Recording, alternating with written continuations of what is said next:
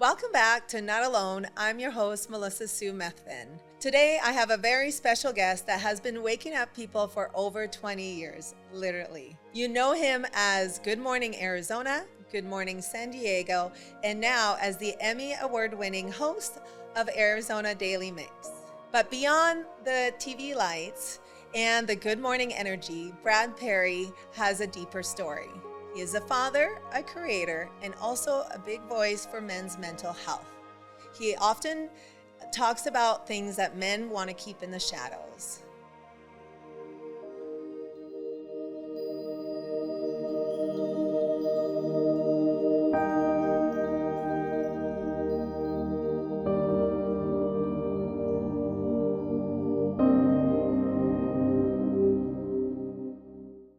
So welcome today, Brad Perry. Wow. It's such an honor. Well, thank you. When I hear all that, I'm like, wow, I've done a lot. That's you. So You it's have. like You have to say thank you, right? Yeah. And I also have to say thank you because about a year ago, I reached out to you on social media and I just on a whim, I thought, hey, it's Suicide Awareness Month in September. And I'd love the opportunity to be on Arizona Daily Mix to share my book, my voice, my message of hope and light. And you said, I'd love to hear your story. Let's meet. And we met at Reconnect, because that's where you go as well for cold plunging and red light therapy. Yeah. And we met there and you said, okay, let's hear your story. And I shared mine and you gave me the first opportunity to be on TV. Oh, did I? You did. Man, the very You're first. great at it. So. Well, I know. I was very, very nervous. Did a lot of breath work that day. But I think your demeanor, you made me feel very at ease, even though there was tons of cameras, the directors and all that. But you gave me that other platform. And I don't think you know that had a ripple effect. Oh, my goodness. Because then I was asked on podcasts, it was just like, wow, okay, she's really getting out there. So I just have to say thank you. You're welcome. Yeah. Well, your story is amazing, but what's more amazing is that you're telling it and not keeping it in the shadows. I think that's what really drew me to the whole story that you've been telling people and sharing. And I think that's important. And that's why I love what you're doing here is having people come out of the shadows, which is definitely important, especially when it comes to mental health and not just mental health, people's personal health, if it's physical, whatever it is. And I think, your story captures where you've overcome it and by sharing. Yeah, by sharing. Well, I just knew by keeping it all in and suppressing, which I talk a lot in my book, did show up for me as chronic illness and for my husband who died by suicide. So why do you think men have such a hard time talking about their emotions? Because we have been put on pedestals. We have been this whole gladiator, this whole white, horse knight guy riding in and saving the world when we're not capable of it. We're really not. We're capable of loving. We're capable of caring that people don't realize. And our main thing is that we're pretty much a baby. Yes. That's the way you're around saying. But I think the reason why men don't share is because we don't, as men, know how to share without being made fun of or being considered weak, which is now not the case anymore. People are stopping that stigma about men not talking. It's now more important to talk about it. But where do you find that from? Maybe not inside your group, or maybe not the person you thought you could. Yeah, that's so true. I have found that as well with my relationships, my friends. Actually, even in the midst of the hardest time in my life in Wasilla, Alaska, I remember I'd start talking about what might be going on at home, even though I was kind of scared. It was just the tipping point. It wasn't received. It's like they didn't want to see also that side of my husband. So it's like, well, he's doing okay because he was able to mask it so well behind that smile. So they didn't think that really so much was going on, right? Well, I think also it is where what you're going through, someone else is going through, and it scares them. Yes. That's the thing. Yes. In I some thought it was way, a mirror for their truth, too. It's really the other person. So when you start explaining something to them that's going on in your life, it makes them think about what's happening in theirs. Yes. And then they get scared.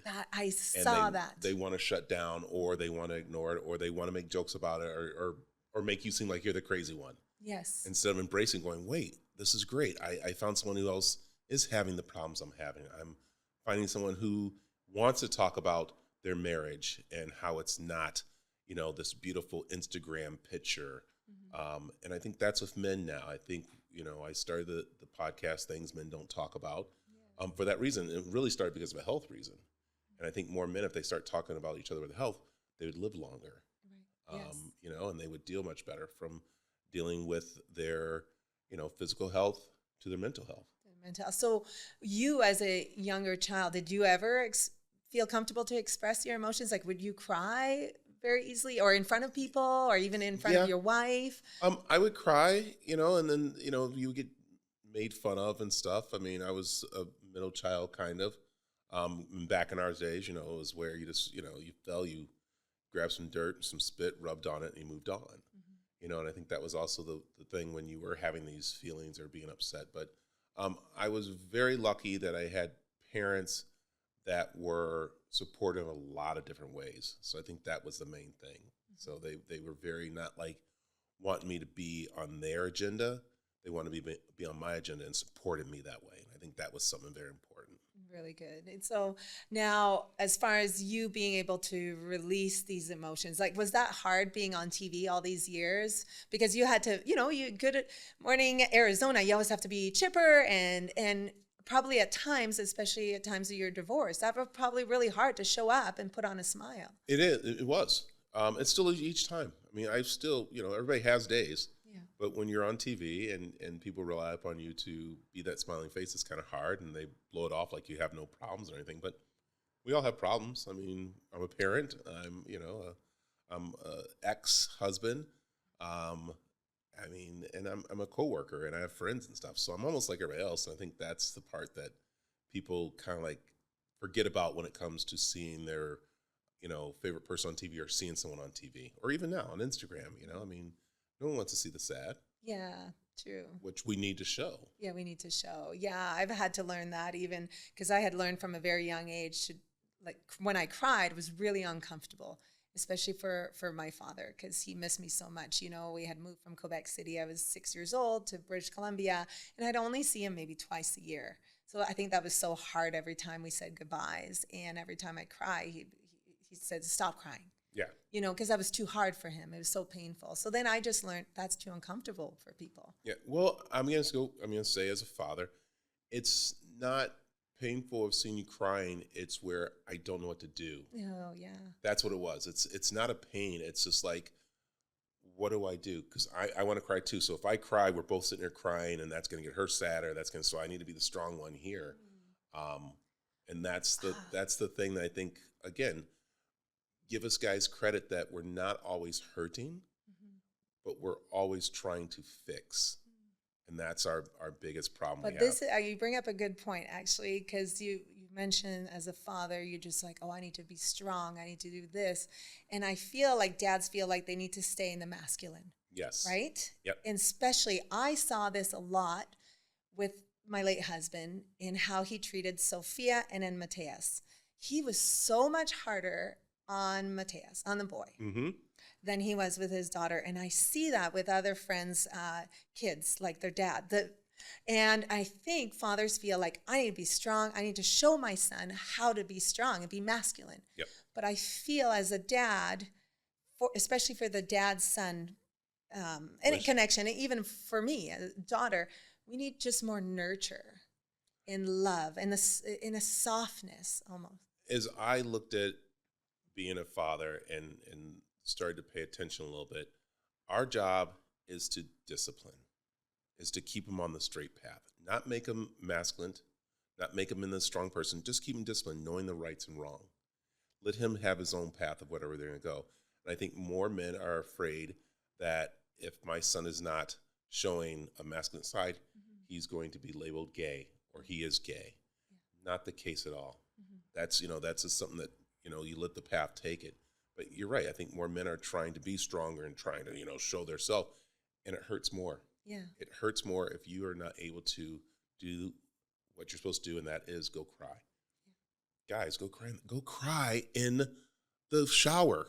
have that good cry, and Yeah, because it releases, it releases, crying releases stress. yeah, The word I'm looking for, but just like, it uh, opens up, and then you just yeah, feel so much better. the stress hormones is what I was Right, trying to say. Yeah. because we can't fix everything. We really can't. And I've tried over and over each day. I've tried to, but then I'll just like stop myself and say, no, I'm not gonna. I can't. I gotta go for it. Yeah. And then I know you've always shared that you had to take some time to get to know you, to observe kind of like who you are and sit in that. And was that before your divorce, or the divorce kind of trigger that, or? Actually, what triggered it was my son, my kids. My daughter's the one who really triggered it, where my son came to live with me, and I was just, being dad in a way and stuff, and How being old a was your guy. son at that point when you said He came to me at 14, yeah, freshman year of high school, to live with me, and it was the best thing actually anything my ex-wife could ever do for me. I'm so glad, because it did make me grow up. But my daughter just kind of like was talking to my son, and he's like, God, I wish Dad would just get his act together, kind of on different things, He's dating around, doing this, blah blah blah. Because what was going on in your life then that he thinks that you were? Well, I mean, I was, partying. I was seeing people. I mean, I was a single guy. Yeah. Yes. And it was just kind of like it just where he was like, God, I just wish things would just get together. And I wasn't. I was just on this, destructive kind of, path. And she's the one who handed me a book called "You're a Badass." Okay. That was the book she gave me. "You're a Badass," and I started reading from there, and then just started reading books from there. I just started reading books and starting to learn more, and then started to see where I was going. And actually, it's kind of funny. I did during my divorce. I went to see a therapist, and of course, all guys think, "What do I need a therapist for? They're nothing. They're going to take your side. They're not going to take my side." So, oh yeah, I've heard that before. yeah. And so I went to a therapist, and they handed me a book, and it's called "Kings, Warriors, Magicians, and Lovers," and it is what men are. And that really, and it's so funny, when I first got it, I was like, oh, okay, whatever. And then I went back and read it, and I was 40, was I 50? How old was I? Maybe 40 something when I read it again. And the first time I got it, I was in my early 40s, my late 40s, I think I got it. I can't remember when I went back to look at it again. And then I started to figure out where I am and on that path, and why it's so important to cry, to love, knowing what we are. And again, talking to other guys about it, and helping out. And that's the thing. It's where we got to go back and rediscover. And it's the best aha moment. Isn't it? It's the best aha moment. I mean, when you sit down and read a book, and it is a self-help book that you read, you see yourself, and then you see where you want to be in life and what you want. And my main thing is, I use the example as my father. When he passed away, my father was a minister and a mortician, beautiful, in Battle Creek, Michigan. He gave a lot, not knowing, we didn't know how much he gave until that day, until the streets of Battle Creek were lined with people. The police department all came out, were standing, saluting him as the hearse went by. There was people that came up and gave us money, and going, your dad didn't charge me for my mother's funeral because we didn't have the money at the time, or my son passed. It was just a whole thing. And I said, that's what I want to be left with. I want to be left with positive. I don't want to be left with, he was a jerk to his ex-wife, or he was a bad dad, or he was anything like that, or friends and stuff. And I think that's when you start reading those books and you start seeing what legacy you want to leave behind. Yeah, it's not about money. It's not about cars. No, you can't take those with you anyways, listen, right? I love that you did that, because I did the same thing after my husband. I read books and books and podcasts, and I saw a common thread of what people were doing. I'm like, okay, I need to implement these things, the morning meditations, the prayers, my faith just grew and grew, Yeah. And also knowing that what goes on in your life, you're in control of it, and you can't control someone else's life and what they do and what goes on. And then also the part that I love is,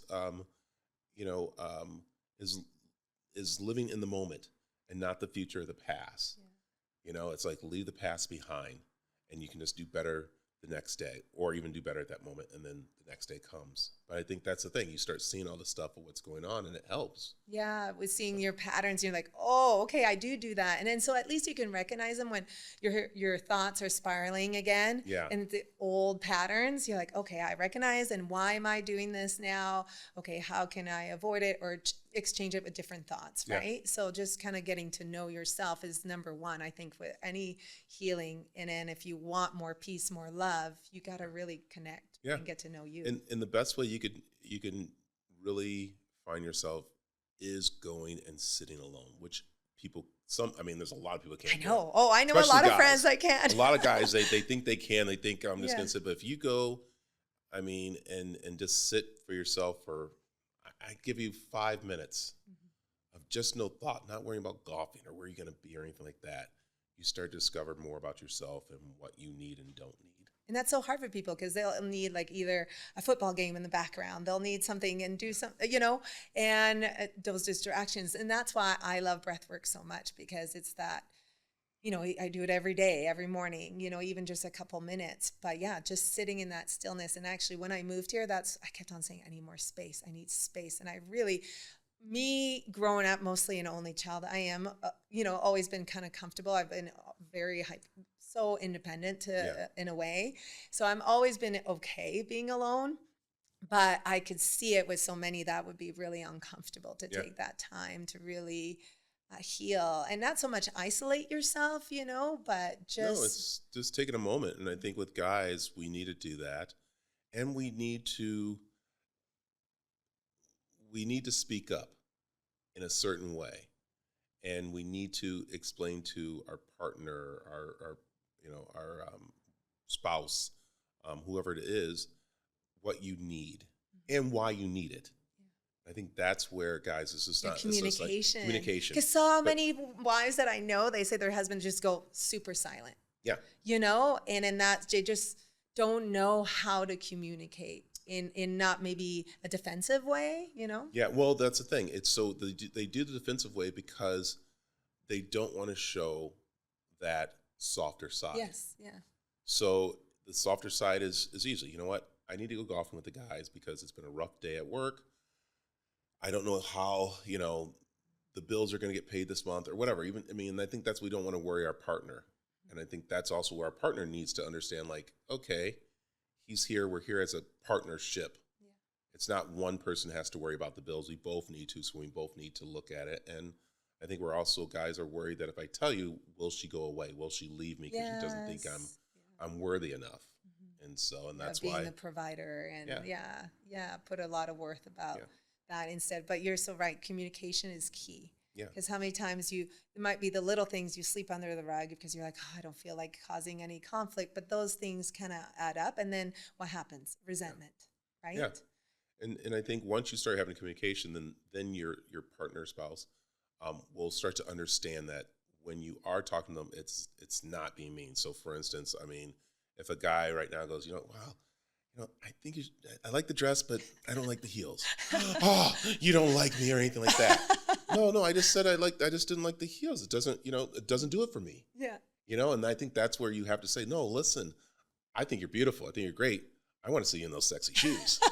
I don't want to see you in the, in the loafers, kind of thing. Oh, okay. Right. I think that's where you explain that, not just, I don't like those shoes.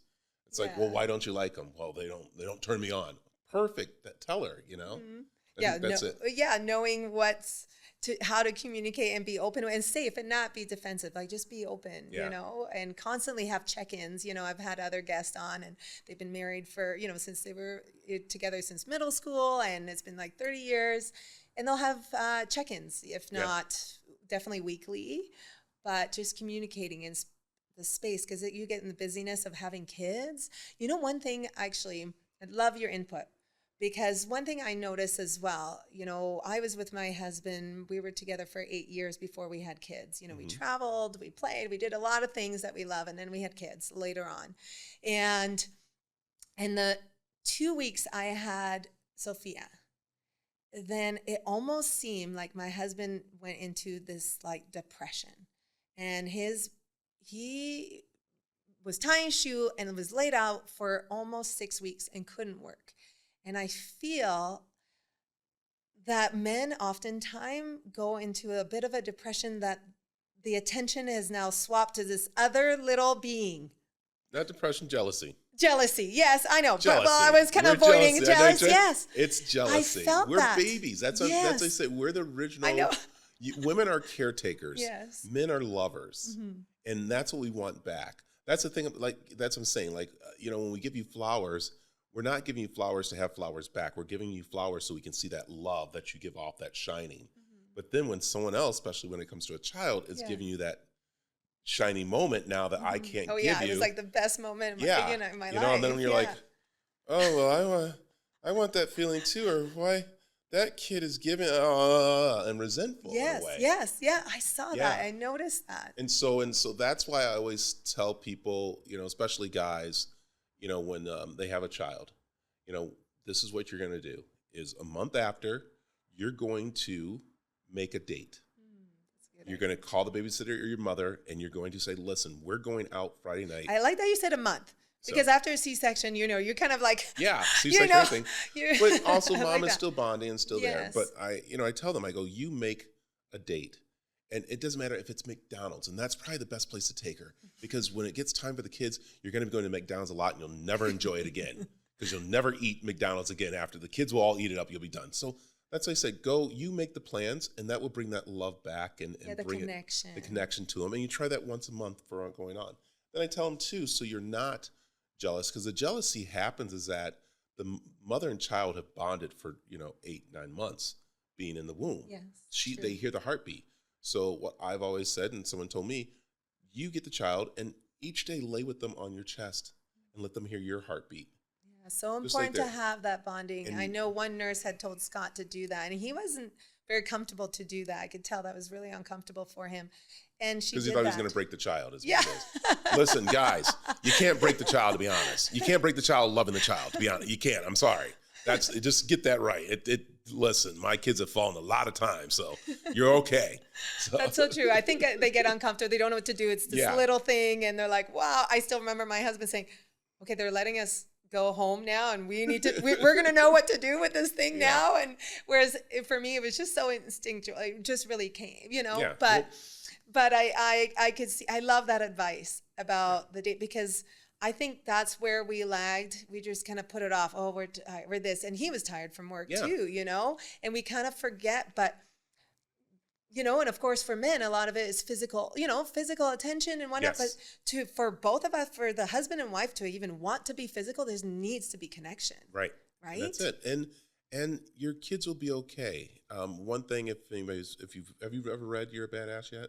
No, I have not. You got to get it, because there's a section that I love is that the child will go out of the room, will walk out of the room. Who's first to call? You or the child? You are, not the child. The child's exploring, but you're afraid of not having that child there. You got to let them go. Yes. But we don't want to. Where are they? Where are they? They're going to be okay as long as you keep them in the room and you understand. You can get up and go check on them, but as soon as they move around, you're the first one. Get up and go see where they went, because they're exploring. And that's very true. Yeah.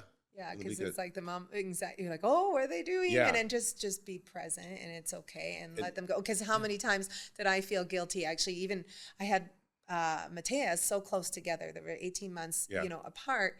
And I even felt guilty to put Sophia in daycare, but ultimately that would have been so good to have a bit more space and a little down and a little chaotic, Yeah. and because then, you do feel bad. There's like that mom guilt or whatever, Don't feel, it's kind of interesting. You look at the ages I am and these younger kids and different things, and, you got to really think who's doing better. And me being a latchkey kid, doing a lot better than some of these kids, because I moved out of the house, I'm doing things and stuff like that. So. Absolutely. I was kind of raised that way too, I had to learn, and that's the thing. And I think that's what guys, and that's what I think us talking and making sure, and that's what's important. And that's why I love talking to guys about divorce. That is something I know. Yeah, I remember you mentioning that you were kind of coaching a lot of men, because if you can share how you handled your divorce was very amicable. And it didn't last. Like, I have some friends that's still going on. It's been 5 years. Yeah. And I don't know why, but yes. I have amazing Anne is her name. I don't like calling her my ex-wife because she's Anne. She's the mother of my children. I like and that. she always will be, and I will always love her. Yes. And that's one thing that was Always have totally, the respect, which I love. Yeah. And there's nothing I can't change. I cannot change her being the mother of my children. I can love her and making sure mom's okay, kids are okay, I'm okay. That's the way it needs to go. And then whatever relationship I go forward with is going to be okay because all this is taken care of. Oops, I hit the mic. And so what I do is I talk to them about, divorcing. And I use the example of us. We didn't get a lawyer. We sat down and we just said, hey, listen, we have two ways we can do this. We can stay together for the kids and hate each other and be miserable and have a miserable house. Or and kids can feel that. And the kids can feel it and see it. Or we can sit here and get divorced. It's not, I love you, but we're not in that love anymore, that I need and you need. So we sat down, okay, yeah, let's divorce. So we sat down, we saw what we needed and the different things. And, spousal support and child support are two big different things. And I try to make guys understand that. A spousal support is if your soon-to-be ex cannot work at all. That's what spousal support's there for, and there's different reasons why, whatever. Child support is to take care of your children. You should never deny that. That is for your children. And I always say, so, look at what it needs to take care of the kids. And that's what you're doing, And so when she says, I don't want child support, she doesn't want spousal support, great. But why child support? Blah, blah, blah. That's for your child. Yeah. And so we sat down and we saw what we needed to make sure the kids were taken care of at both houses. And we broke it down. This is what I need at this house, great, okay? We need to scale the houses down. It's just a house. And I sit and talk about, so we went through all that. And our biggest thing is that we didn't talk ill will about each other in front of the kids or to anybody else, because that doesn't get you anywhere. No, and I see that being so harmful, and so uncomfortable for the kids. For the kids and trying to compete and stuff. And then I think our big one, and so I'm all over the board with it, but I'll jump to the best part. So we got all this situated and everything. We're at court, and and of course I say, keep your friends out of your divorce. Oh my gosh, right? Yes. Keep your friends out. You two talk about it. Don't let friends in, because friends are the ones that will tell you. Yeah, friends will say, oh, no, you should fight a bit more for this, or this more for that. Oh, you deserve this, or you deserve that. Yes. Oh, he was a jerk, so you should take this way. That happened to me even with the litigation that I was like, oh no, when my husband passed, I am done. Here, you have the money. But people are like, you should fight more for it. And I'm like, why? No. It's a hazard on yourself. Yes, and so, okay, take it. Go ahead. If you want it, take it. And I can rebuild, I can do it again or something. It's not that important, or the issue of it. So ours, we got to court, went through all this, and there was people who were going, oh, they're not going to sign off on this. And actually people we went through, because we did like divorce store or something at the time. And they were like, oh, judge isn't going to go for this. This is, you need more, you need this and that. So Anne says, hey, do you want to come to court and do this? I go, do you want me there? She's like, oh, no, I don't think you need me. I'll take care of it. I'm like, okay, great. So she goes down, judge is looking through everything, and he's like, wait, he agreed still to continue to deposit the same amount of check into your account, which was more than, it's like, yep, that's what we need to run the house for the kids. Okay, all right, great, okay, all right. And he goes, okay, so all right, no ill will to each other? Nope, that's okay. Oh, wow, wow. And he's looking at everything, and then he gets down to the part that I made a promise to their grandfather. And I told him that I will make sure they stay in they're Catholic. I said, I'll make sure they continue their, Catholic religion, faith, and everything like that. So in the divorce, it's where whichever parent has the child that weekend must take them to church on Sunday. Oh, beautiful. And that's when he's like, is this right? I'm like, they're like, and Glenn's like, yeah. He's like, this is the best divorce paper. Can I get a copy of this? All right. That's the thing. We sat down and said what was important to us and what we wanted. And it wasn't a battle of one being right or one the other when it comes to the kids. And so I try to explain that to men, is that what would you rather have? Your ex hurting and the kids are hurting because, why are you using the kids as pawns? Yes, a lot of them they're trying to do that so they can, the kids will love me more, or this and that. And then also I see where financially, I think for men, they put a lot of their worth in what they have. So for them to downsize or do anything, that's like their identity, right? But I'll tell you, it's the best thing in the world.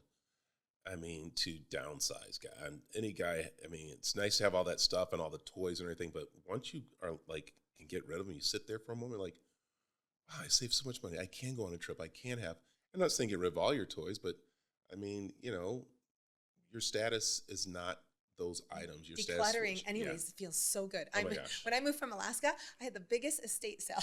I sold everything. I showed up here July 23rd of 2022 with 6 suitcases, a dog, and 2 kids. Oh my gosh.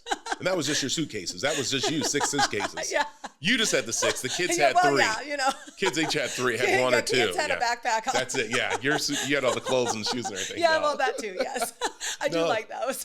But no, I try to help both men and women to have a smooth divorce and to see what is the end goal. And the end goal is to have kids that don't have a drinking drug problem, anything like that. And it, you know, sometimes it goes awry, but it does come from us parents and showing them.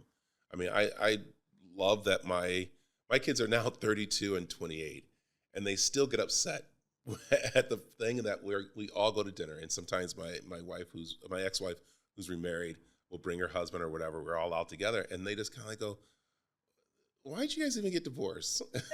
Yeah, you're such good friends. Yeah, we're right? talking, you're doing things. And it was literally, we were divorced for 2 years before anybody knew. Because we would go to church together, you know, or we would go to dinner together. We'd be at the ballpark. We'd be at the games. We'd be at the events, charity events, whatever we were doing for the kids. We were there sitting next to each other, cheering them on. What a great example for your kids, right? I don't know a lot of people that they can say a story like that, you know? And that's important, I think, and more people can. Like I said, that's what I'm trying to tell guys. It's like, what is your legacy? You want your kids to be your legacy of loving you and being there and knowing. And then, to be honest, you know, it's okay to love your ex. Yeah. You know, it's okay to still love them, you know, and you're upset with yourself more because you love them. And that's what you have to stop fighting. And almost like there was a failure. Yeah. Right? Right. And we think we failed. You didn't fail. You got 2 beautiful kids, and now they're growing and being better because you are showing them how to have a relationship, a proper relationship, even with an ex, you know? Yeah. And it's not a failure. Think of it, that's a lesson. And also you have to think, okay, where was I when I met my significant other, right? Why did I choose this? And then maybe you grow apart, right? Yeah. And that's okay. And I think a lot of people just stick to like, well, I'm a failure, or, you know, the resentment, and they stay on to that. So do you find that you're able to reach men and get them to see it the way you are, or they say, well... it's actually, I'm slowly doing that, and it's kind of neat because, you know, I co-plunge every day, and I got guys now going, all right, why are you co-plunging? What's the story behind it? What's going on? I go, 1, it's great for the body, and 2, it works on my breath work because of, you know, helps you breathe, especially if you're going through stress or whatever like that, and it kind of helps you. The main thing is it connects me back to my faith. I mean, I meditate in there, and I give thanks, you know, each time I'm there to God to giving me the strength to be in this water, to fight this, and then that helps me go out and take on the world, the stress and stuff. Yeah. So I have been talking. It's kind of interesting when I throw things out to friends about talking things. I mean, it's neat to see them starting to grow. So I have a friend, we're doing weight loss, and each morning we're calling each other for weight loss. And he goes, you know, I wouldn't have done this like, you know, 5 or 6 years ago. I wouldn't call my buddy and go, dude, I'm having a salad right now. What are you doing? It's like, I'm having a accountability partner. Right. I like that. And so that's what it's, so, I mean, it is working great, and, you know, in the buddiness, but it is about talking and doing things, especially when it comes to our health. And that's where, you know, checking in with guys. Checking in. I think that's so important. I love that men now are more checking in on their friends, or I see them more golf trips, or this. It's so important. Yeah. I've always been a big thing. Like my husband would do on these fishing trips, like guide trips at his birthday all the time. It's like, good. Do that. Yeah. You know, because fishing was his meditation, his thing, that same as jiu-jitsu, right? Yeah. But I always was an advocate for that, because for me it was the same. When I go hiking, when I go running, when I go work out, that's my mental health space too, you know? And I think what happens is that everybody has this, like, you know, stigma or what it means for a guy's weekend and for a girl's weekend. And it's funny that, we post this. We see the girls on Instagram cheering their wine, everything like that.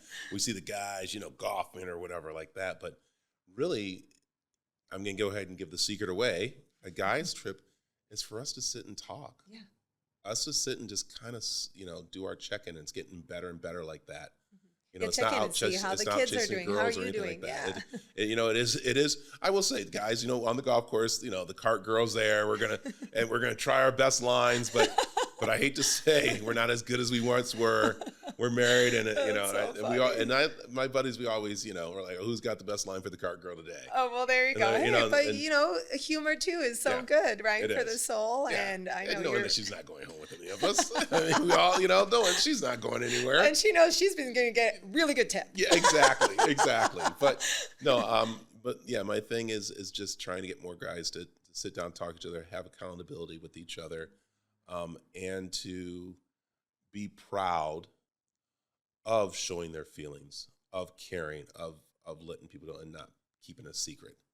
I have a couple of friends who are going through medical, stuff, and they didn't want to bother anybody. I'm like, no, you're bothering me. Yeah, it's so true. I've had actually even my father-in-law, he didn't tell us he had lung cancer for years. Yeah. He'd make excuses like, oh, I had to fly this because I have a meeting. Right. But no, he was getting chemotherapy and whatnot. So yeah, they don't want to share because it's bad news, Yeah. So, and we're supposed to be fixers. We're supposed to do that. But the only way we can fix now, if the person knows what's going on. And we're not looking for sympathy. We're just looking to tell you, hey, you know what? I'm a little down because, I thought I was going to get a raise and I didn't get the raise. I don't know, I'm working out what we're going to do. We're going to be okay. Yeah.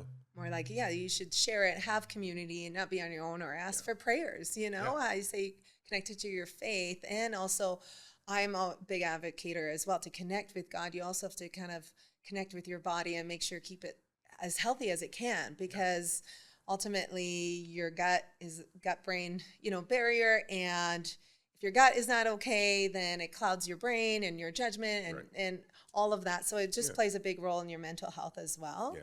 So I know cold plunge had been a big thing for me as well. Actually, it was a really good friend that lived in Sweden. And when everything happened, she says, you need to start cold plunging. I said, oh no, I do not like the cold, even though I lived in Alaska for 16 years. Yeah. I had flown down here to look for a home and schools for my kids. And I find this place, reconnect, and I go cold plunging for the first time. And you're right, it built up that stress resilience because I was such in a fight and flight. And anything else that would come about, any other challenges, it would just be so overwhelming for me. I had to kind of shut down. Yeah. So it ended up being the stress resilience, and I was able to release in the water. I don't cry easily, but oh my gosh, a few times I get out of that water and tears are flowing. Totally. That's me. I have a cold plunge at home, and I don't really cry there because I'm just, in there. But when I go to reconnect and there's someone there guiding you. Yes. Oh yeah. They call them my little angels. It's release. And I think that's why I always tell guys, cold plunge. I can't get in the water. Even for 3 seconds, let someone guide you. Just don't go in there. Let someone guide you. And then you'll start going by yourself and understand what the real release and stuff is. That makes a big difference to have the guide that whispers in your mind. And even if it's not cold plunging, anything you do, have a guide. Have someone there for you, even just a check-in once a week. And this is what I recommend. I recommend you to find someone who is over 80. I recommend you to find someone who is in their late 50s, early 60s.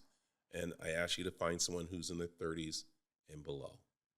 Check in with them. Find out what's going on. The younger people will tell you what's happening in the world in their way, so you can understand if you have kids or where it's going. The middle-aged one is going to be talking about where they're going, but you're going to be mentoring them. And then as you get into the older age, you start to understand what it means to be older and how important things and not having things are. Yeah. When you talk to an 80, 90-year-old person I can't wait.